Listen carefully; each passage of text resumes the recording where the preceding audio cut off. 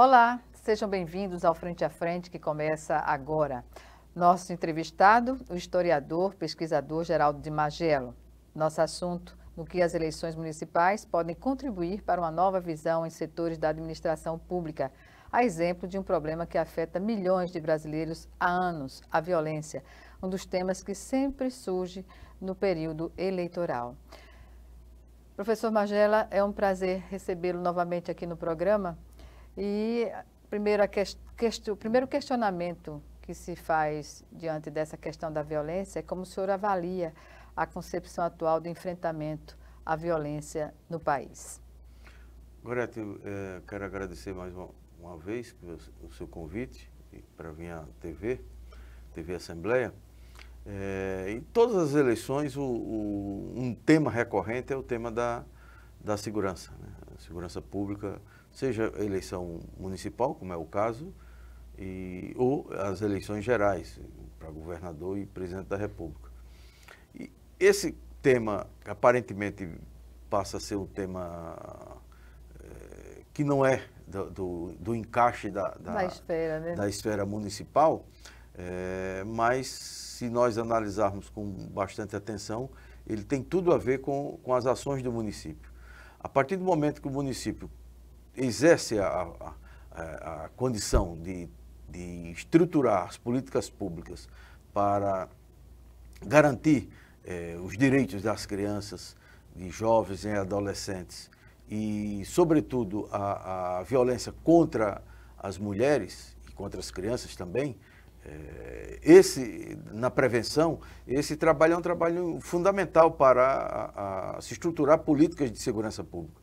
Porque se entende que a segurança pública ela é exclusivamente do Estado e um pouco da União, a partir do momento que houver a união efetiva do governo federal, governo estadual e os municípios, estruturando políticas, nós vamos ter, com certeza, a redução dos índices e dos indicadores de violência e de maus tratos contra as populações vulneráveis, contra os moradores, a população em situação de rua, contra os idosos, contra as mulheres, contra as crianças. Nós vamos ter isso como o resultado da política integrada e, sobretudo, uma política efetiva de prevenção. A cada eleição surge a discussão em relação à violência, seja no âmbito municipal ou estadual e federal.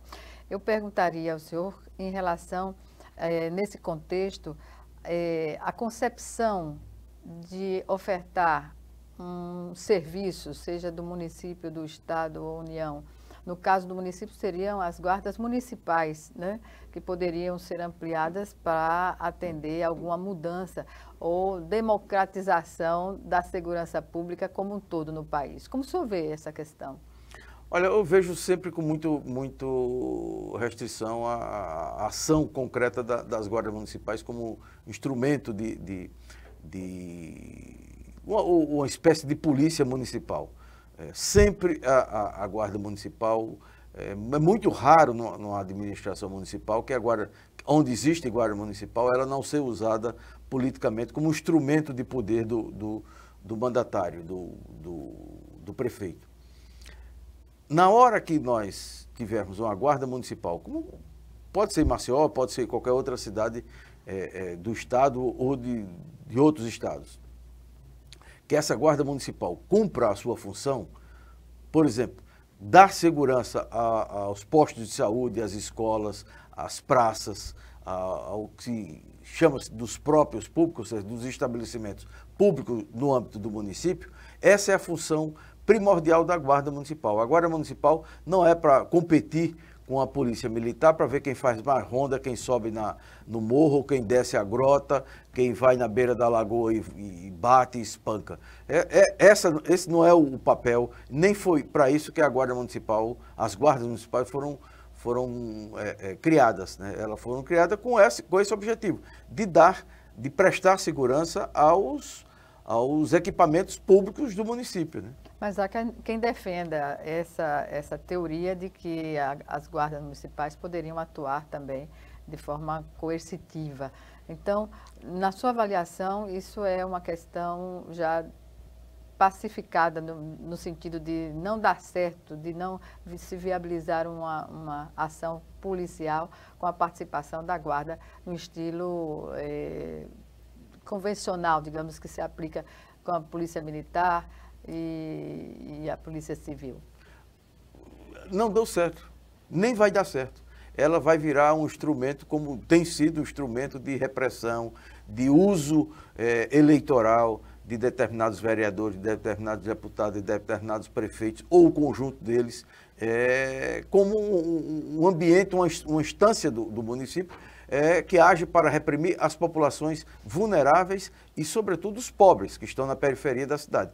Então, esse instrumento importante na administração pública não pode ser usado, ou não deve ser usado dessa maneira. Sobretudo, nesses últimos anos de ascensão da extrema-direita no Brasil, a militarização e, sobretudo, a deformação com que essas instituições vêm passando, inclusive as próprias polícias também, que passaram a ter uma autonomia não é nem autonomia, um certo descontrole pelas ações que vem praticando, o grau de violência das guardas. A Guarda Civil de São Paulo é um exemplo de como não se deve ser uma guarda municipal. O que a guarda vem fazendo com a população em situação de rua na cidade de São Paulo é uma tragédia, né?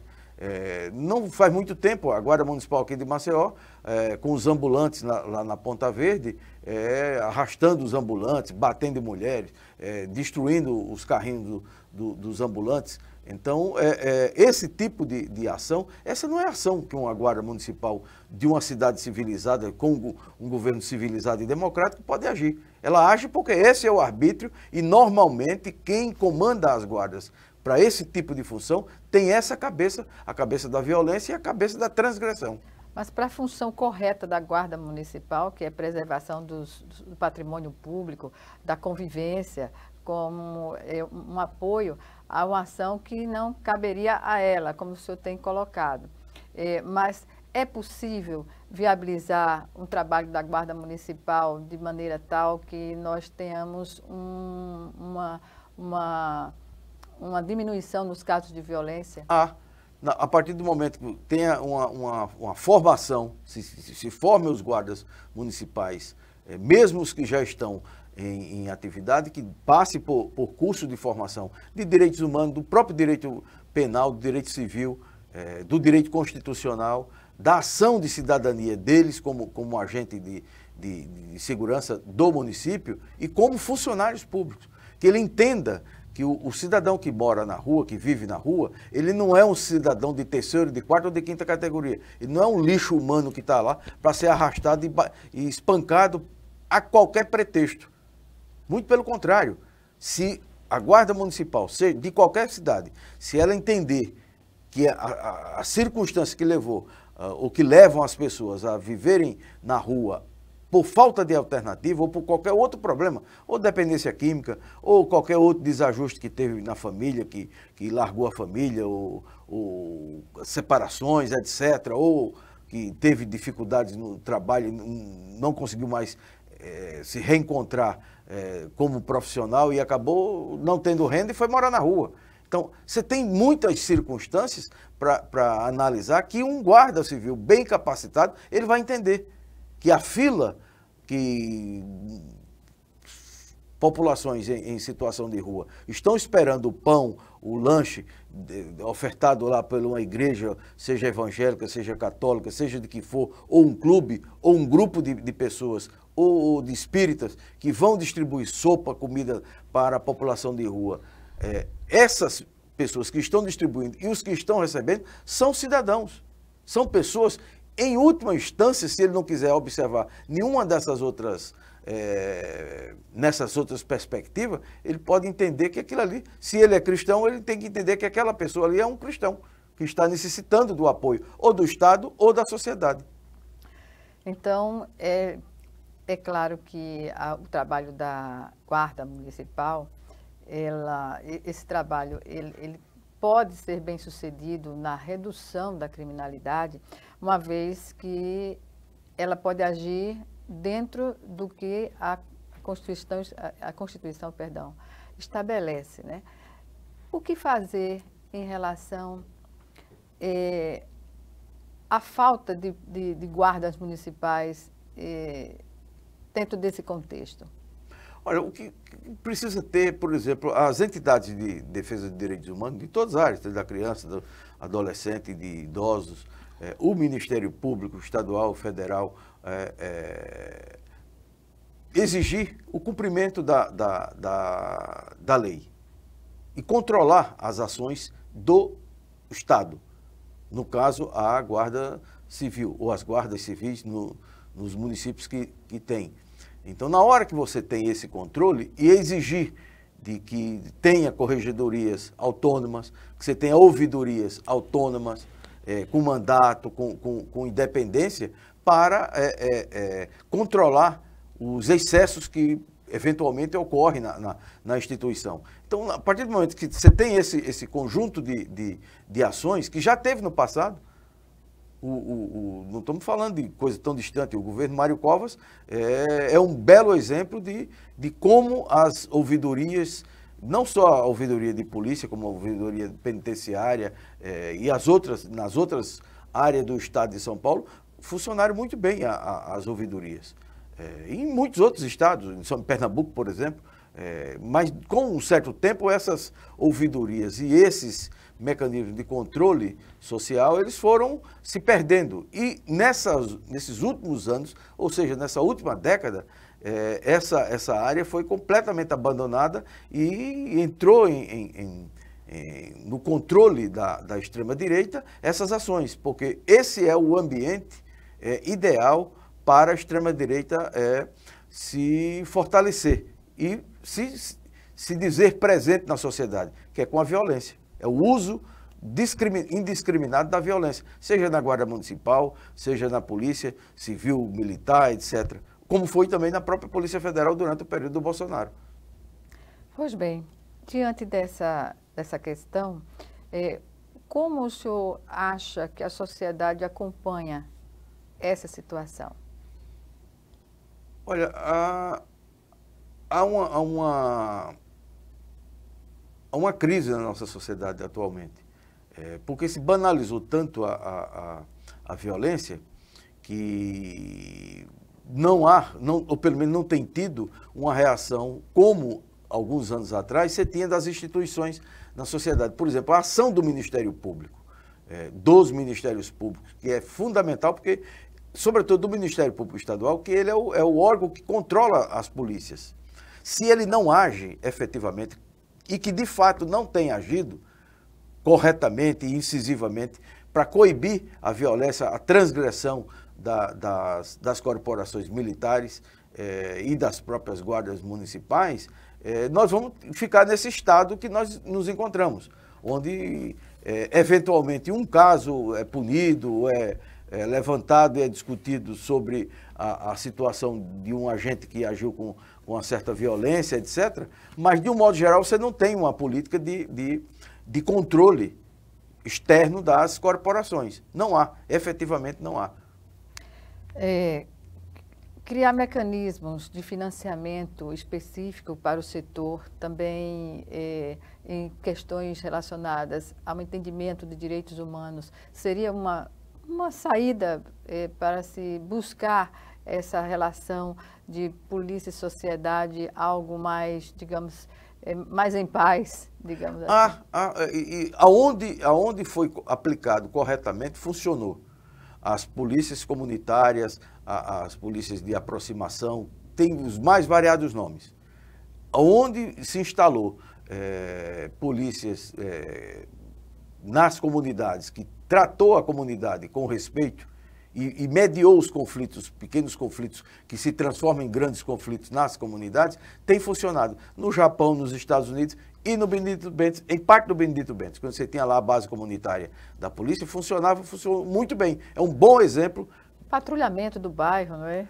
Também, mas a base comunitária, ela tem uma ação muito mais eficaz, porque ela passa a conhecer as pessoas. E a se relacionar com as pessoas. Então, você tem uma base que as pessoas se sentem, primeiro, se sentem seguras e se sentem motivadas a dar uma informação ao policial do que está acontecendo, do que o vizinho bateu na mulher, ou bateu no filho excessivamente, etc. Então, esses problemas que acabam girando, se transformando em grandes tragédias nos bairros, quando você tem um policiamento comunitário, você tem muito mais possibilidade de viver em paz ou de reduzir as ações de violência naquele ambiente do que somente com o patrulhamento ou chega lá o BOPE, ou a polícia, a rádio patrulha, que vai lá para prender e não quer saber o que está acontecendo. Coercitiva, já né? Coercitivo. Que, não estou dizendo que não é para ter esse tipo de policiamento ostensivo. Porque há necessidade. Há necessidade.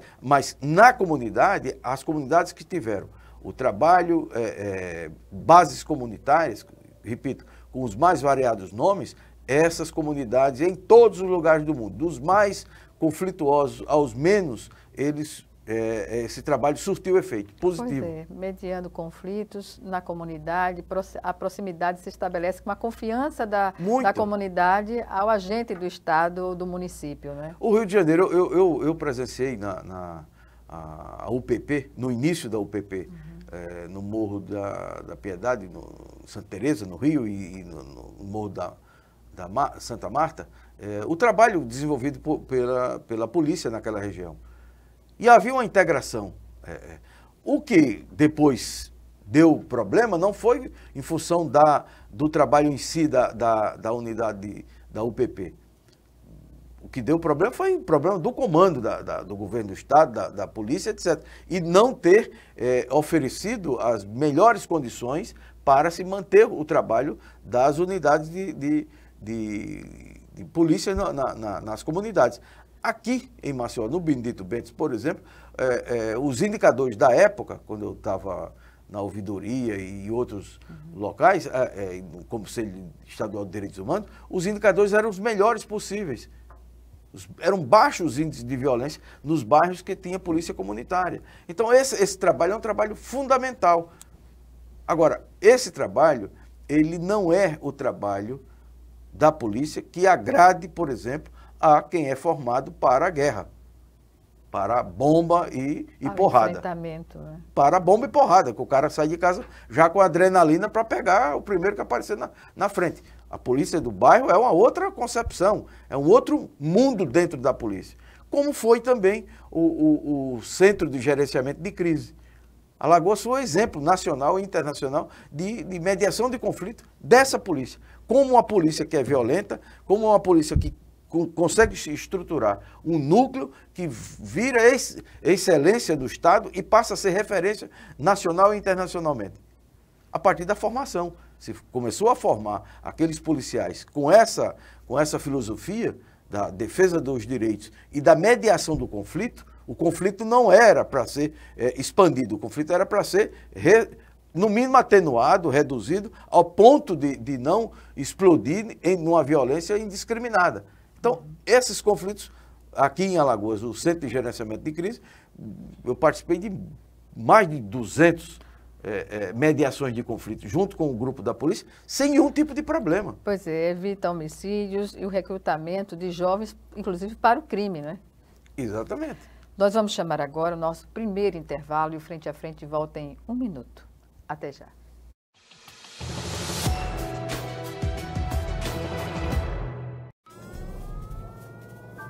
Há mais de 40 anos, um grupo de médicos criou uma organização de emergência médico-humanitária capaz de oferecer ajuda às pessoas em meio a desastres naturais, epidemias ou guerras, atendendo os mais necessitados sem se importar com raça, religião ou ideologia. Hoje, Médicos Sem Fronteiras envia equipes totalmente preparadas para responder a emergências por todo o mundo.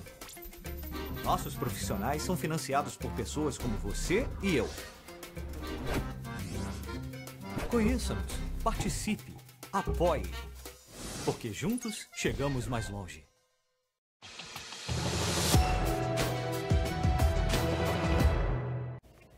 De volta com Frente a Frente, que hoje recebe o historiador, pesquisador Geraldo de Magela.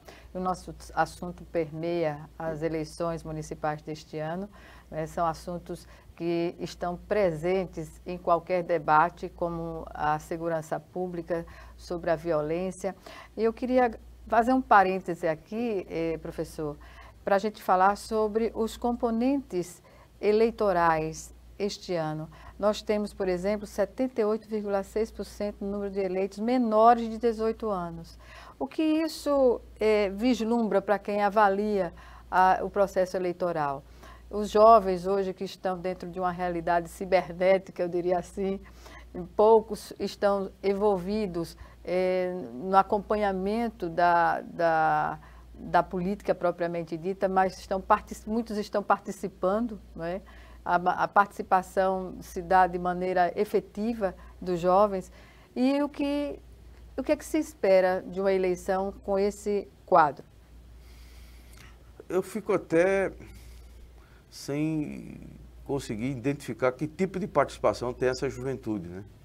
Porque a participação na rede social, ou curtir, ou fazer meme, essa coisa muito mais imediata, que é o mundo que está sendo vivenciado, sobretudo pela juventude, né? Por todos nós temos atividade na rede social, maior ou menor intensidade, mas a juventude, ela, sobretudo quem está com 17, 18, 19, 20 anos, já nasceu dentro de um computador, dentro de um celular.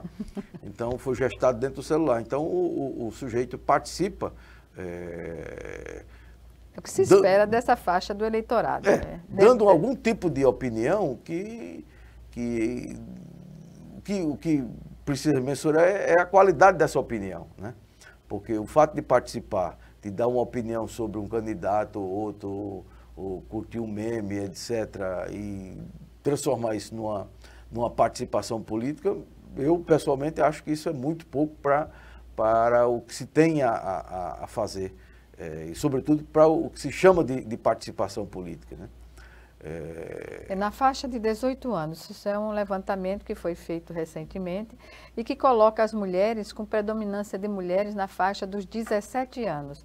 Aí há um equilíbrio, mostra que a juventude está interessada na política, mas não daquela forma convencional que nós vivenciamos no passado, mas em cima dessas questões que o senhor tem colocado aí agora. É porque é o seguinte, um vídeo de 15 segundos, de 30 segundos já passou a ser um vídeo longo, né? Então essa comunicação instantânea, que tem mobilizado uma parte significativa da juventude, não só aqui no Brasil, mas no mundo inteiro. Isso não é uma ação do Brasil, no mundo inteiro tem tido esse tipo os jovens têm tido esse tipo de comportamento. O que tem levado parte da juventude para curtir, para opinar dessas formas mais rápidas e instantâneas, tem sido os apelos que a extrema-direita tem feito no Brasil e no mundo. Esse é um fato muito preocupante. Porque, primeiro, que ela não politiza do ponto de vista do entendimento, as pessoas não têm sequer o discernimento do que é certo e o que é errado, o que é bom ou o que é ruim, né? Ou as consequências do que ele está achando que aquilo ali é legal, o que é bom, quais são as consequências no dia seguinte. Não é nem daqui a um mês ou um ano ou na vida dele. É no dia seguinte, que tipo de consequência tem aquilo. Então, essa fase que nós estamos vivendo, que eu acredito que nós vamos transpor esse caminho, aí, esse atoleiro, e que imagino que mesmo através da internet se encontre um canal de comunicação e de participação efetiva na política que seja mais consciente do ponto de vista da construção de uma sociedade. Há segmentos da juventude nessas faixas etárias que afirmam ser o voto obrigatório um ato antidemocrático. O que dizer? Quem ganharia ou perderia com o voto facultativo nesse caso? Porque como a democracia está sendo tão bombardeada pela extrema-direita no mundo inteiro, que esse tipo de opinião é de quem nem sabe o que é o processo democrático, e muito menos do como se organiza a eleição. Então, em não sabendo de como isso funciona, você dá a opinião de que você já recebeu. Você reproduz um texto, um card, uma opinião, um vídeo de quem já... E a boa parte dessas opiniões não são aleatórias dentro da internet. Todas elas estão dentro de um domínio do algoritmo de grupos da extrema-direita internacional. De acordo com o clique que você dá no seu telefone, no WhatsApp ou em qualquer outro, no Instagram, em qualquer outra plataforma, aquilo ele já diz que tipo de gosto, que tipo de preferência, que tipo de ideologia você abraça. O caso Elon Musk, nessa conjuntura, como o senhor avalia? É parte disso, né? Ele é parte dessa construção monstruosa no mundo, né? Que não é um problema do Brasil, são problemas do mundo. A fake news, os algoritmos, eles tiraram a Inglaterra da Comunidade Econômica Europeia, tiraram lá com fake news. Eles já interferiram em muitos países, inclusive nos Estados Unidos. Estão interferindo em outros países e no Brasil. Estão interferindo negativamente. Então, o controle das redes sociais não é o controle do que eu vou dizer no sentido do que nós estamos falando aqui. É o controle para você não difundir, transformar a rede social num campo minado, onde o crime, organizações criminosas de toda a natureza, o estupro, tudo isso aí passe a ser a mutilação, o incentivo ao suicídio e, sobretudo, você montar campanhas para destruir a democracia, seja no Brasil ou em qualquer outra parte do mundo. Então, a liberdade de expressão, ela nunca passou por esse caminho. Nunca, jamais. Eu tenho o direito a me expressar tudo. Eu não tenho o direito de agredir as pessoas, nem tenho o direito de professar um golpe de Estado ou a destruição da democracia. Porque eu tenho que cumprir a Constituição brasileira. Nenhum francês atenta contra a República. A República é uma palavra sagrada na França. Aqui nós não conhecemos o que é república e muito menos nós sabemos que nós somos regidos pela Constituição e que essa Constituição é uma obra coletiva. Ela não é uma obra de 300, 400 ou 500 parlamentares que votaram os projetos lá na Câmara e otorgaram uma Constituição para o país. Não. Aquela Constituição em 88, tudo aquilo ali é uma obra coletiva. Foram centenas de milhares de grupos que participaram de uma Assembleia Nacional Constituinte. Então, quem não viveu isso, ou quem viveu e não entende que isso é democrático, ele jamais vai entender que a democracia é um bem fundamental para ser preservado. E quando você atenta contra a democracia, você é um criminoso. Não tem outra expressão. O criminoso não é só o assassino. Esse mas é no Código Penal. Quem atenta contra a democracia é um criminoso. Então, o próprio Ulisses Guimarães, na promulgação da Constituição, naquela época, em 5 de outubro de 88, ele disse que o traidor da Constituição é o traidor da pátria. Essa frase é definitiva. Quem trai a Constituição está traindo a pátria. Ser patriota não é andar com o hino, não é cantar o hino, não é andar marchando na rua, nada disso. É prática e atitude. É atitude. Nada disso. Você pode andar marchando o dia todinho atentando contra a Constituição, atentando contra os direitos fundamentais das pessoas. Você ser um criminoso e andar marchando pelo meio da rua. Isso não tem andar com a camisa da seleção, com a camisa do Brasil, com a bandeira, se enrolar na bandeira. Nada disso te diz que você é um patriota. Você pode ser um traidor e normalmente são. Quem age dessa maneira normalmente são traidores, são criminosos. Não tem outra expressão. Então é por isso que a defesa da democracia é um bem, é um valor inalienável. E nesse contexto parece que ficou difícil de se argumentar.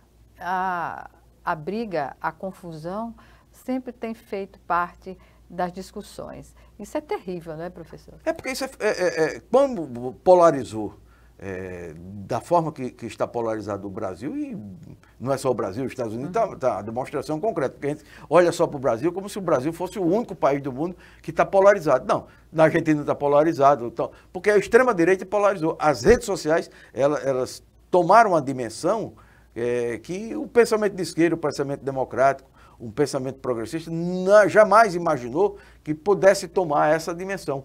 No início da internet, todo mundo achava, bom, a internet é um território livre, eu posso me expressar da maneira que eu quero, etc. E realmente, de fato, é.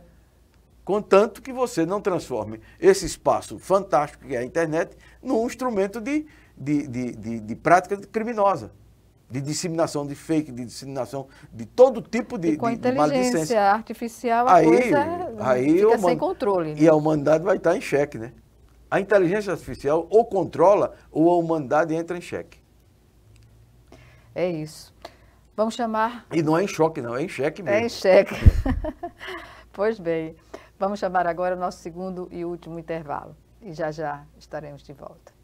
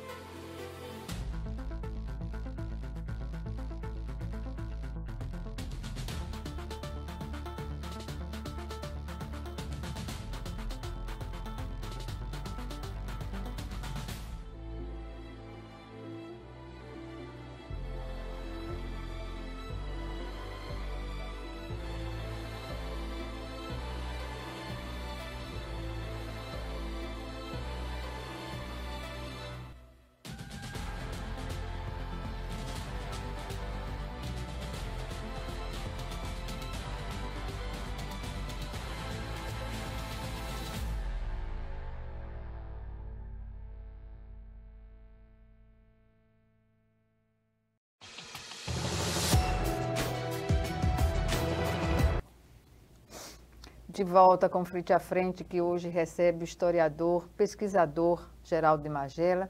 E agora vamos falar sobre uma questão que está na ordem do dia, a questão ambiental.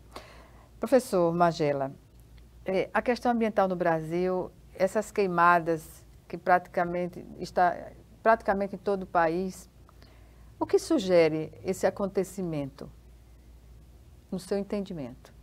É muito medo, né? Muito pavor, né? Porque a ação coordenada, já se tem isso bem claro, que aconteceu em São Paulo e no Centro-Oeste e em outros estados, tem um braço muito largo e longo de grupos criminosos. E eu não falo de grupos criminosos, não é o PCC, não é só isso, não.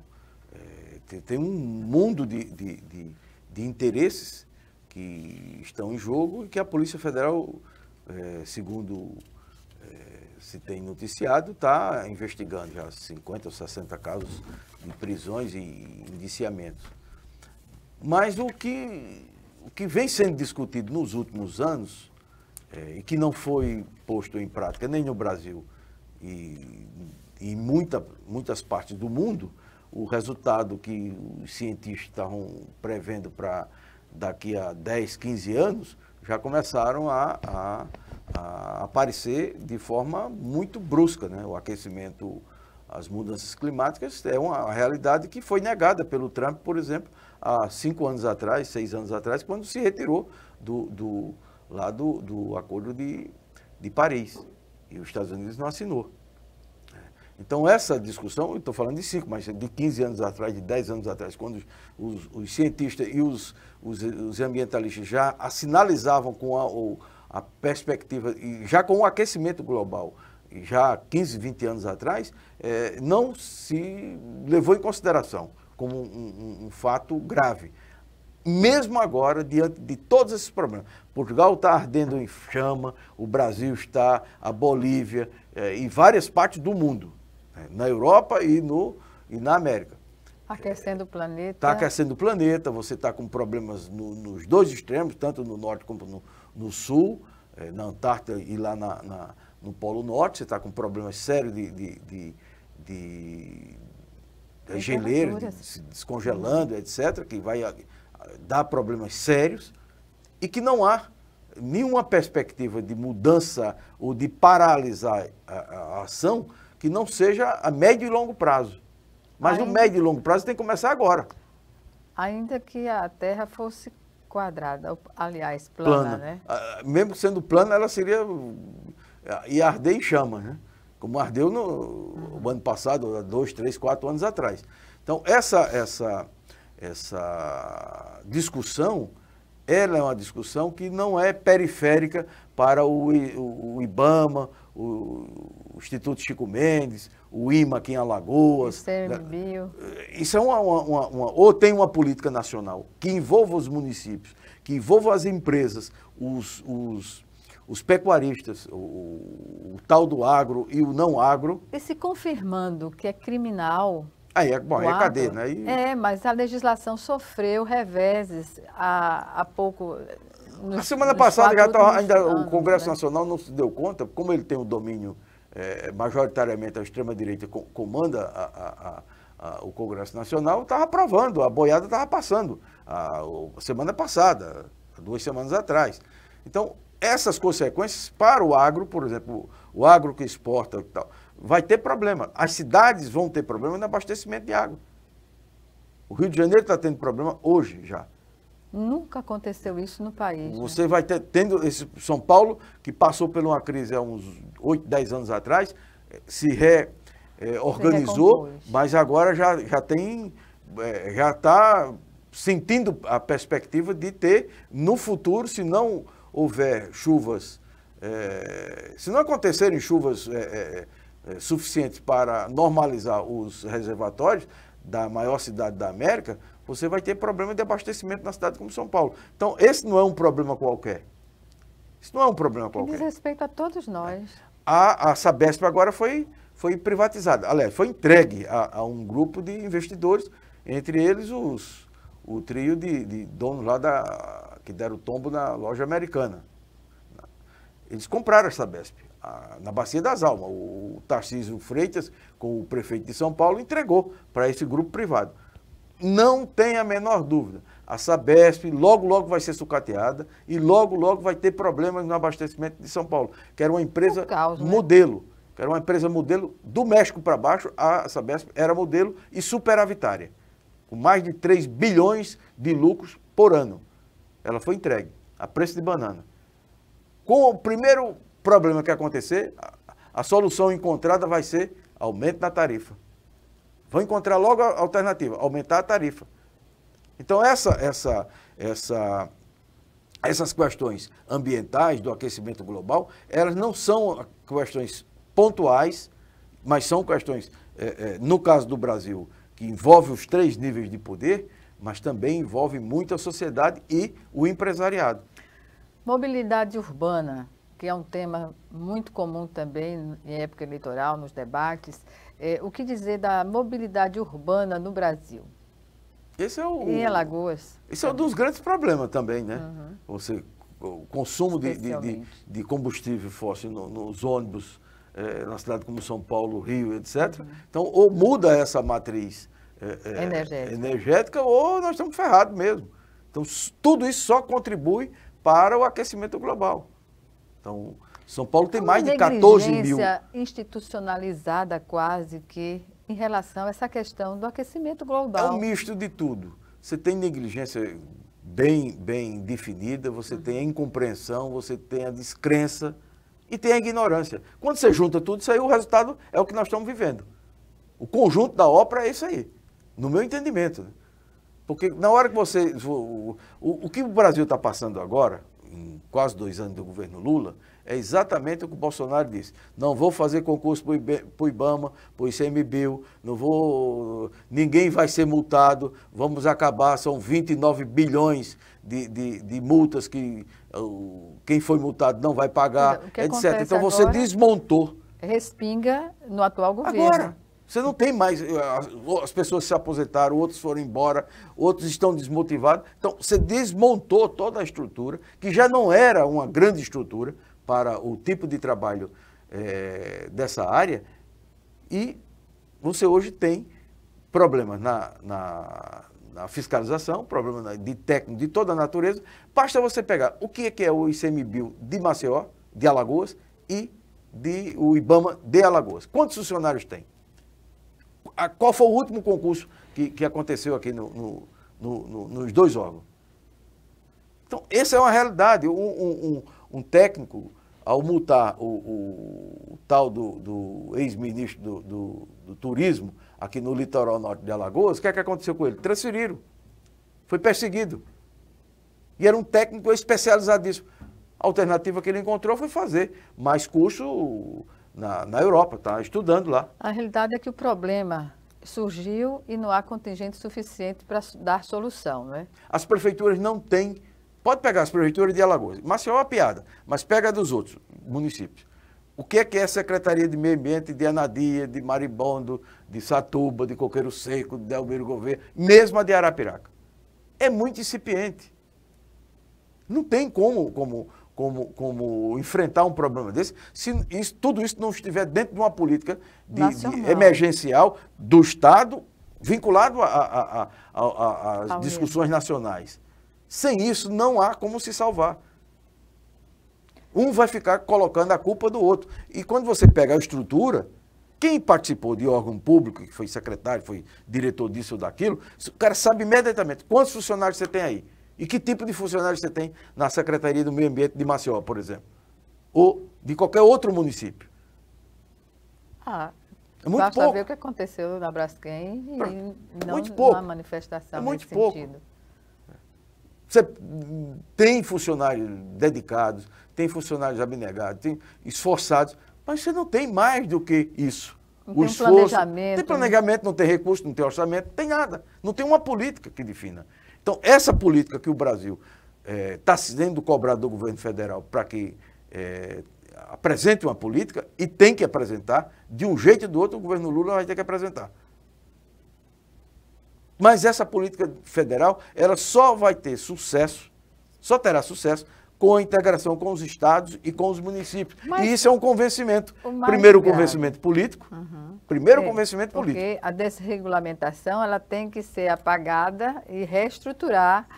E como é que eu vou convencer um negacionista que está havendo aquecimento global? Se o governador é negacionista, se o prefeito é negacionista, como é que o cara vai acreditar nessa conversa que a Terra está aquecendo? O cara diz, não, mas todo ano sempre houve enchente aqui, sempre houve seca. Desde que Pedro II veio aqui, deu a coroa, não sei o quê, para acabar com a seca. Então a conversa é a mesma. Para um negacionista, a conversa é a mesma. E, de fato, quando você chega no sertão hoje, você tem um sistema de cisternas, do semiárido, de um modo geral, que tem garantido a vida de milhões de pessoas na zona rural do Brasil, e, sobretudo, do Nordeste. Isso foi uma política estabelecida. Essa política tem que ter continuidade. E mas essa política precisa... O meio ambiente precisa ser cuidado, não é? Cuidar. Não, primeiro você tem que ter água para manter essas pessoas naquelas cidades, para não haver o que acontecia nos anos 70, nos anos 60, nos anos 50, que as pessoas morriam de sede. Então, primeiro você não morrer de sede, segundo não matar os animais de sede. Então, garantir a vida das pessoas lá. E você cuidar da proteção do meio ambiente, você vai proteger as pessoas. Então, uma coisa não pode estar dissociada da outra. A proteção do meio ambiente significa a proteção das pessoas e dos animais. Sem isso, não vai ter sucesso. Estamos no final do nosso programa, infelizmente, mas eu gostaria que o senhor colocasse aí as suas impressões sobre essas questões que nós discutimos aqui, que nós falamos, e o que cabe, uma percepção. Estamos no ano de eleições, o que se pode colocar como um desafio para quem quer melhorar as condições dos municípios? Olha, o desafio é que a sociedade desperte para esses problemas. Esse não é um problema do governo ou dos governos, isso é um problema dos governos, da sociedade, das empresas, dos empresários, dos agricultores, dos produtores. Então, esse é um problema da sociedade. Ou nós, como sociedade, raciocinamos que o aquecimento global, ninguém se salva sem um trabalho coletivo, não há possibilidade de salvar o planeta sem o trabalho coletivo. O Brasil não vai se salvar se os outros países também não procurarem se estruturarem e se aplicarem políticas que reduzam a emissão de poluentes na atmosfera. Então, esse é um princípio básico. é muito difícil o cidadão em casa imaginar que, como é que eu vou resolver esse problema? Isso não é um problema meu. É um problema de cada um. É de todos. É de todos. E, sobretudo, quando se trata da política, para você pressionar o seu governante para que ele haja dessa maneira. E não desconsidere a ciência. Com ações consequentes. E né? não desconsiderar a ciência. Todos, governantes ou não governantes, que desconsideraram a ciência, quebraram a cara. Desde a pandemia que chegou no ápice, né, da Pronto. desconsideração. Não dá para acreditar que a Terra é plana, que o aquecimento global é coisa da esquerda, nada disso está acontecendo. Que a Amazônia não vai pegar fogo, que é úmida, que ela está ardendo em fogo. Os rios da Amazônia estão secos, que qualquer criança de 2 anos de idade atravessa um rio que é impossível durante o período chuvoso atravessar. Então nós estamos vendo situações que eu nunca vi. Nunca vistas, é verdade. Pois bem, eu agradeço, estamos encerrando o nosso Frente a Frente. Eu aqui agradeço a participação do professor Geraldo de Magela, com seu conhecimento dessa contribuição na discussão de temas importantíssimos para a sociedade. Obrigada mais uma vez e até o nosso próximo encontro. Eu que agradeço. Obrigada a você também que nos assistiu. Até o nosso próximo encontro também.